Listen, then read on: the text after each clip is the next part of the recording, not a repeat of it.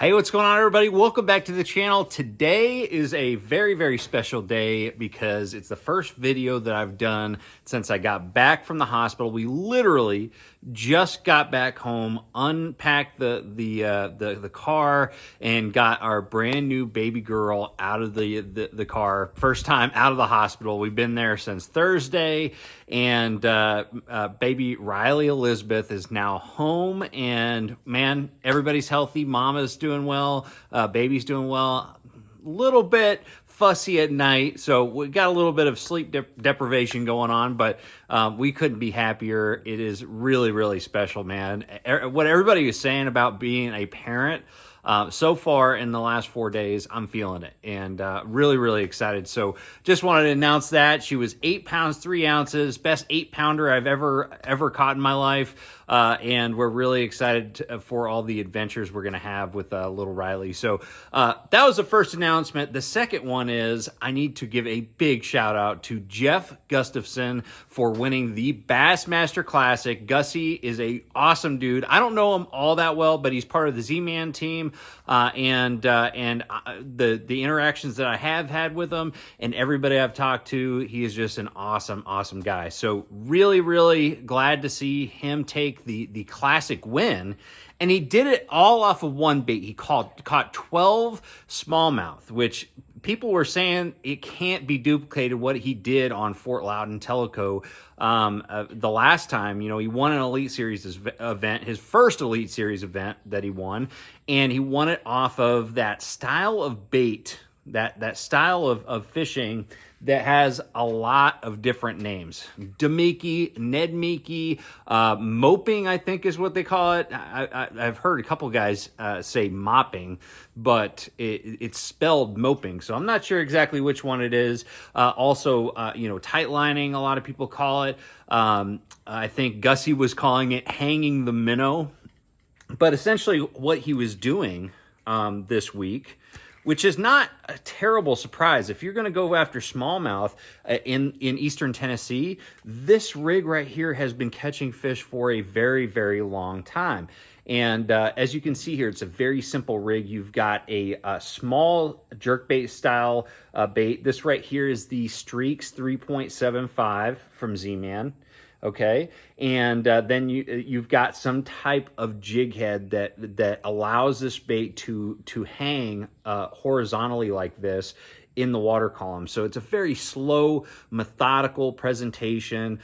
This right here is the finesse-sized jig head from Z-Man. Really, really well suited for this technique. It holds the bait perfectly. It's very, very realistic because, you know, when you're fishing for the smallmouth or any species of bass in clear water and allowing them to look at it for a long period of time, you know, hanging it right there in their strike zone for a long period of time, they have a lot of opportunities to decide whether or not it's real or fake.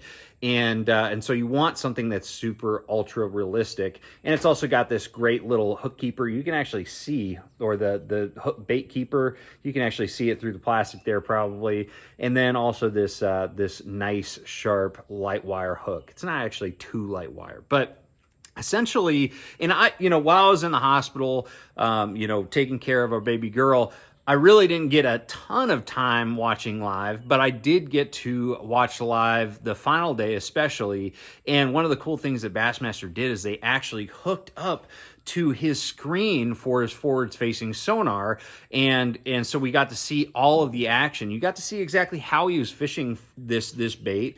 And essentially, the way that I understand that he was fishing this bait this time, and the way that I've fished it in the past, my buddy Joey Nania fishes this bait, this combo, a lot. You know, he's made a lot of money with it, and it is a really fun way to fish. But one of the biggest keys with this style of fishing, whatever you want to call it, I call it the Ned Miki.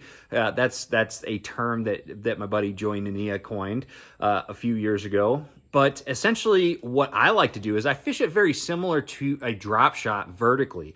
And so what I was seeing Gussy do is he would scan around with his forward-facing sonar. When he won the Elite Series a couple years ago, he didn't have forward-facing sonar, so he's using 2D sonar. Or down scan, I'm not sure exactly which one. And he'd find an individual fish drop it down to those fish and hover it right above their heads. And one of the biggest tricks with this technique is figuring out how close or how far this bait needs to be away from the fish's nose. So a lot of these fish were, I saw it on the graph that they were showing on Bassmaster. You would see these fish that would be barely just little blips on the bottom. They barely look like a fish. They look more like, you know, a rock or something. And he would drop it down, and then all of a sudden you'd see that fish or multiple fish come up, rise up, look at the bait, and decide whether or not to eat it. It seemed like when the conditions were calmer, the bite was a lot tougher. You know, he only caught 2 fish that final day, which made it a nail biter for everybody watching, because I was really rooting for Gussy. And so, you know, the key is just sticking. You don't want it to go below the fish, but you also don't want it too high above the fish either. So you have to find that like sweet spot, and it really depends on water clarity, you know, the type of day that you're targeting these fish, and just, you know, whether or not the fish are very active, how big their strike zone is. And I was seeing Gussy use a little bit of shaking action to entice those fish. A lot of times what I've seen in the past fishing this rig, and I've caught a lot of fish, you know, on Lake Chickamauga, places like Dale Hollow. What I like to do is a lot of times I'm dead sticking it. I'll drop it right down to their you know, in what I think is their strike zone. All right, maybe it's a couple feet above them, and I'll just let it sit there. Okay, and I might get their attention by shaking the bait a little bit, but once they get up, a lot of times they like it just sitting there horizontally and not moved at all. And sometimes they want it kind of chasing away, or, you know, swimming away from them. So I actually lift the rod tip without like a very erratic action, but just kind of lift the rod tip and rise this bait up, and it looks like it's running away from those fish. And that sometimes that is the best way to get a strike out of a fish. You've already got their attention, but you're looking for them to commit to the bait. And one of the biggest keys, and Gussy even said it throughout the event, is the actual bait that he was using on the back of this jig head rig. He was using the StreakZ 3.75. I'm not 100% sure which color. I think it was the smoky shad, but I'm not 100% sure. And one of the reasons why the StreakZ 3.75 is kind of a superior bait in this you know, technique category is because it's made of Elastec. The Elastec is super buoyant, and one of the biggest keys to this is having a horizontal presentation. You don't want this bait kind of like, you know, tail down or something like that, or like this. You want it horizontal, and the Elastec being buoyant, you know, it's more buoyant right here, you know, towards the weight of the jig head, and then it becomes, because of this tapered and there's less material back here, it's the perfect buoyancy back here to just keep that presentation completely horizontal. So he said that was one of the biggest keys, and that's one of the biggest reasons why I like to fish the StreakZ 3.75 for this technique. I haven't found any other bait that works quite as well, and it's also really durable too. So you super glue that onto whatever jig head you're using, and it works really well all day long. You can catch a lot of fish on it. But I don't know exactly what you know, rod, reel, and line Gussy was fishing throughout the event, but you know, because he won the Classic using this technique, I wanted to share with you guys what I like to use while fishing the Ned Miki or the moping rig or hanging a minnow, whatever you want to call it. Right here, you know, it's primarily spinning gear. You're talking about light line. This is a very finesse presentation. This is almost like it's almost exactly like fishing a drop shot vertically, but it's just a different presentation. You don't have that extra weight that could look unnatural to the fish. But spinning gear is key. I like to use the 7-foot medium spinning rod. This is the all-purpose series from Fitzgerald Fishing. This is a really good one. Just it's very delicate, but also is, you know, has plenty of backbone if you really need to lean into those fish. Which generally you're just looking for a rod that has good flex and you know, it gives a little bit during the fight, which this has in spades, as well as a nice little bit backbone too.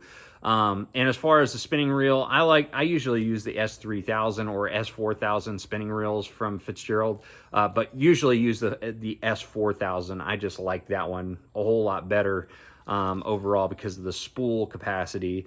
I like to use a baseline of braided line. I use 20-pound test braided Seagar Smackdown in the flash green, and then I use a fluorocarbon leader from there. So I'll use usually 8-pound test gold label, but if it's ultra clear, the fish are ultra finicky, I'll go down to 6 sometimes. But the great thing about gold label is the fact that it has a very, very small diameter compared to other brands or other fluorocarbon leader material. And so when I'm using a 6-pound test or 8-pound test leader material with gold label, or a gold label 8-pound test leader material, it's been a long week. Holy cow, I can't barely speak today. The sleep deprivation's getting to me that bad. But anyways, when I'm using 8-pound test, it's almost like using 6-pound test diameter line. I just realized I'm kind of snagged up here, all tangled up. I'm a mess. I'm a new dad. But yeah, so that's kind of the rig. As far as the weights that I like to use, as far as the jig head sizes, 3/16 for me is like my go-to size in the finesse size jig heads.